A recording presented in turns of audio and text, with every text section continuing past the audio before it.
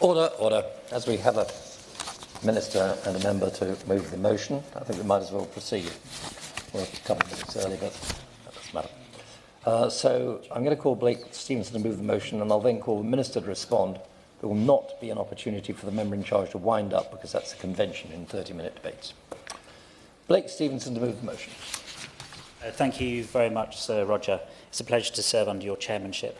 I beg to move that this House has considered tourism in Bedfordshire. Bedfordshire is a fantastic place to visit and spend time. Just over 30 minutes outside London on the Bedford line, served by the M1 motorway and a major international airport in Luton. But despite this easy access and the attractiveness of our county, too often Bedfordshire is a place that people pass through, not a place that people stay. Our international tourism economy is worth just £100 million, and our domestic tourism economy worth just £250 million. In this place, I want to do all that I can to change that, to grow our tourism economy and encourage visitors, both domestic and international, to come to see all that Bedfordshire, and in particular beautiful communities in mid-Bedfordshire, have to offer. And I'd be happy to welcome any colleagues who wish to come and see our beautiful county for themselves to our constituency. We're so fortunate in Bedfordshire to have so many beautiful and interesting historic sites, places like the Moot Hall in Elstow, Woburn Abbey, Rest Park in Silsoe, Ridgemont Station and its fantastic Heritage Centre, Ampthill Park House and so many others. Visitors who want to get out into nature can walk the Pegston Hills on the edge of the Chiltern National Landscape Area or hike the Greensand Ridge, perhaps strolling through the scenic Woburn Deer Park to the village of Eversholt, made up of 13 of Bedfordshire's historic Ends settlements, and up past the ruins of All Saints Church at Segenhoe, an ancient scheduled monument. On your way to browse the historic market town of Ampthill, first awarded charter market status in 1219 by Henry III, you might pass through the village of Millbrook, home to one of the largest vehicle testing centres in Europe, which has played host to the silver screen to British icons from James Bond to Jeremy Clarkson.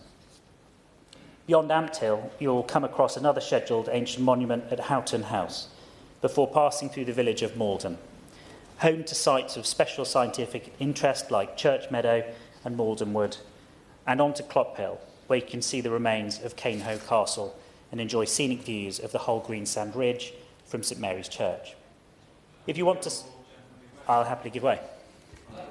Thank you, Sir Roger. I'm very grateful to the honourable gentleman. He's making an excellent speech. You may I say that I strongly support his work for his county and have friends in his area, and I have actually visited some of these wonderful beauty spots. In my own constituency of Reading, we have exactly the same challenge, that many people pass through our town, but they don't recognise or don't have time to appreciate the wonderful heritage that's there, particularly the ruins of Reading Abbey and indeed Reading Jail, where Oscar Wilde was incarcerated, our beautiful riverside and many other spots. Would you agree with me that there are other towns and country areas in the south of England which also, like Bedfordshire, could do with greater promotion of their wonderful tourist beauty and possible visitor attractions? I thank the honourable gentleman for that intervention. I absolutely agree. I think commuter towns, particularly, and towns that are just outside London, they become areas where people travel through and they don't stop off. And I think there's more that we can do as a country to promote those areas as destinations. And I'll come on to some ideas, particularly for my constituency, in a moment. If you want to spend more time in beautiful countryside, you could also visit the beautiful Sundon Hills Country Park, a new community forest in Marston Vale, or the Barton Hills National Nature Reserve. And whilst in Barton le Clay, you could do some shopping in the charming Old Watermill shopping village. Across our villages, you can experience the historic and characterful traditional English village pub, whether that's the Chequers in Westerning, the Greyhound in Haines, and the Star in Charlton. Our pubs have been at the centre of village life in Bedfordshire for centuries and continue to be vibrant places to grab a drink and a bite to eat. Families can come and visit the Woburn Forest, Centre Parks just south of Millbrook, go ape in Woburn, or perhaps spend a day at one of our fantastic safari parks in Woburn or Whipsnade, the latter in the constituency of my honourable friend, the member for Luton South and South Bedfordshire. Also in my honourable friend's constituency is the historic estate of Luton Hoo, where I hope we'll be able to welcome the Ryder Cup in the coming decade. Golf fans need not limit themselves to Luton Hoo, with fantastic golf courses right across Bedfordshire, including the Millbrook, Aspley Guys and Woburn Sands and South Bedfordshire clubs in my constituency. And we don't just have great golf. Rugby fans can enjoy RFU Championship rugby at Ampthill, and football fans will soon be able to visit a state-of-the-art new stadium at Power Court to watch Luton Town, or get an authentic non-league football experience at Ampthill Town, Tottenham and Barton Rovers.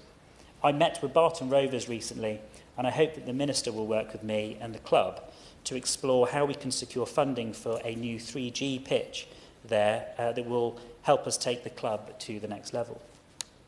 Mr Chairman, I trust that colleagues will forgive me for my whistle-stop tour of the attractions of Bedfordshire, and in particular of some of the fabulous ways to spend time in my beautiful constituency of Mid-Bedfordshire. But I feel that it's important that we do all we can to promote the varied reasons to come and spend time in our county. Because as I noted at the start of my speech, Bedfordshire should be a prime location for a thriving tourism industry. 30 minutes from London, centrally located between Oxford and Cambridge, home to an international airport and served by a major motorway.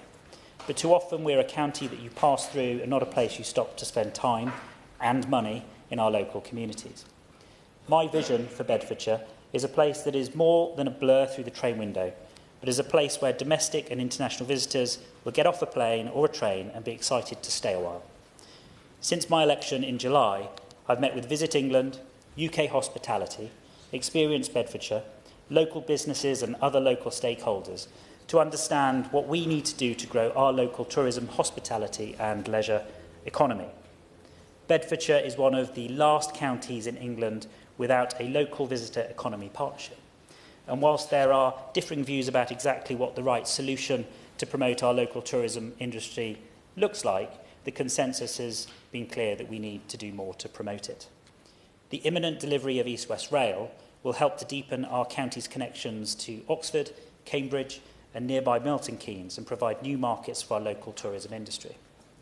The potential of a major expansion to Luton Airport that would bring millions more passengers to Bedfordshire and which is currently sat on ministers' desks offers another major opportunity to put Bedfordshire on the radar of more potential visitors. But we must ensure that Bedfordshire is in the right position to attract those new visitors from across Britain and overseas and make them see our county as a place to stay, not just a place to travel through. That means getting the right support for local tourism, ensuring the Experience Bedfordshire and our local councils have the resources they need to promote our county. It means fully embracing the opportunities provided by the busy Bedford line and the new East-West Rail services on the Marston Vale line to put our county's best face forward at local stations to entice holidaymakers to get off the train and stay a while locally. It means promoting our county and its destinations more abroad, taking advantage of the UK's international campaigns to promote UK tourism to also promote tourism in Bedfordshire. We can offer international visitors an authentic experience of a traditional British county and all the best that Britain has to offer, all within an easy commute of London, Oxford and Cambridge, and we need to ensure that we promote that. And it means ensuring that we do more to ensure that the people coming off planes at Luton Airport are encouraged to stay in Bedfordshire. It also means protecting the things that make our county such a fascinating place to visit. We must do more to ensure that the small and independent and often family-run businesses at the heart of our tourism, hospitality and leisure economy have the support from government that they need. They need to be supported to employ more local people, not taxed more through an employer's national insurance hike that will make it nearly 3 times more expensive in taxes alone to employ a full-time worker on minimum wage. We must also ensure that the government's efforts to deliver thousands of new homes in Bedfordshire do not come at the cost of the things that make it a great place to live, work and spend time. Indeed, Natural England highlight the vital importance of the whole Greensand Ridge National Character Area of protecting our distinctive estate villages from inappropriate development. We need to protect and enhance the historic character of our villages with sympathetic small-scale development, whilst also restoring nature and conserving the beautiful landscapes of the Chilterns and the Greensand Ridge. And we must ensure that development, where it does happen, comes with the right infrastructure, so that we build great places people want to spend time in with strong local character, not just characterless, gridlocked suburbia they could find anywhere. I don't want the Minister to misunderstand me. I know that we cannot grow our tourism economy in Bedfordshire by just stopping, standing still and looking back only at the past. From my conversations with experienced Bedfordshire and others, I know that one of the biggest barriers holding back tourism in our county is a lack of accommodation providers. If we're to seize the opportunities to grow our local tourism, hospitality and leisure sectors, we must attract new hotels and wider accommodation settings. And we have some fantastic opportunities to grow our tourism industry in Bedfordshire. They include the Bedford to Milton Keynes Waterway Park, which would run through the Marston Vale near the villages of Brogborough, Marston Mortain and Wootton in my constituency, connecting the Grand Union Canal and the Great River Ouse. This project will attract 750,000 visitors, create nearly 1,000 jobs and bring in an extra £26 million for our local economy. We need to ensure that this project is delivered to a high standard as quickly as possible to seize the benefits it will bring to our economy. Government support would help us to deliver this project faster, and I hope the Minister will ask his officials to look at how the government could assist in delivering this project of regional significance. But the Waterway Park is not the biggest potential boost to our local tourism economy. Indeed, where what used to be the world's largest brickwork site at Stewartby in my constituency once fired the bricks that built our nation, now it has the potential to power our local economy again as the home of the Universal UK theme park project. Backed by 92% of local people and local leaders from all parties, a £50 billion boost for our local economy, bringing around 20,000 jobs for local people, but also crucially offering us an opportunity to turbocharge our local tourism, hospitality and leisure sectors with potentially 12 million more visitors in our area every year. That's a game changer, bringing millions more visitors to Bedfordshire to stay in our communities and see all that we have to offer. Universal could be the key to unlock the government's growth mission in Bedfordshire, bringing in billions in investment that will have both direct and indirect benefits for our communities. Mr. Chairman, we've already seen that the Jurassic Coast has done for tourism in England. I come here today to ask the Minister to work with us to unleash the benefits of Jurassic Park on tourism in Bedfordshire. Couldn't help it. Mr. Chairman, Bedfordshire is a beautiful historic place to live and spend time. We are fortunate to have some absolutely fantastic local hospitality, leisure and tourism businesses, and as their Member of Parliament, I'm determined to put mid-Bedfordshire on the map as a place for people to visit. If the government is serious about its growth agenda, then Bedfordshire represents a real opportunity, unlocking Universal, delivering the Waterway Park, and ensuring that we have the right promotion in place to take advantage of the opportunities presented by East West Rail and Luton Airport would turbocharge our economy. I hope the Minister will work with us to deliver on this agenda, and I would welcome him to mid-Bedfordshire to show him the opportunities and some of our beautiful attractions firsthand. Thank you, Chairman. I'm pleased to be able to offer my Jurassic chairmanship. The question is that this House has considered tourism in Bedfordshire. Sir Chris Bryant. You're not Jurassic. You're a mere slip of a boy, in parliamentary terms, anyway. Can I first of all congratulate the honourable member on securing this debate and welcome the fact that he, one of his first parliamentary questions, I think, was on this subject as well.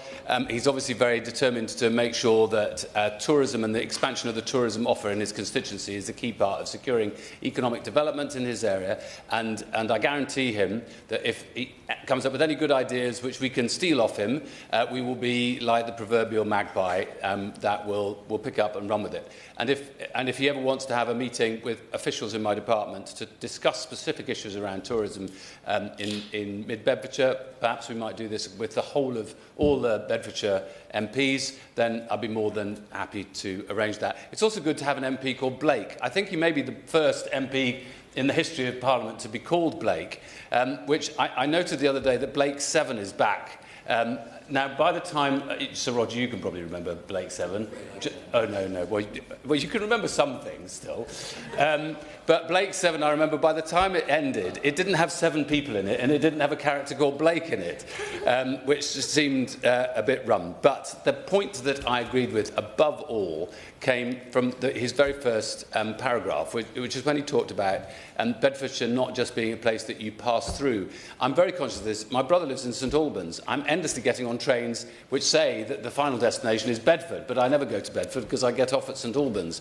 And it is a key aspect of what we need to achieve in our tourism and visitor economy strategy over the next few years, which is, it's all very well people coming for a day or half a day, going out with the kids or whatever, but we do need to make sure that the right kind of accommodation, the right kind of accommodation mix, different price points is available in a whole series of different places around the country, and matching the accommodation with the needs and desires of both domestic tourists and international tourists is a key part of what we need to secure in our tourism strategy.